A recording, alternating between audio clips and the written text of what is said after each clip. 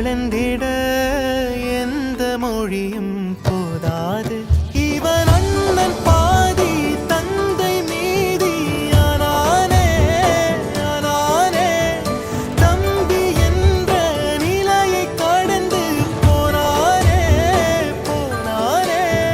யாழி சூழ்ந்த உலகிலே யாவும் அழகாச்சே. வயதை மீறிய வாழ்விலே சிறு கவிதை ஒரு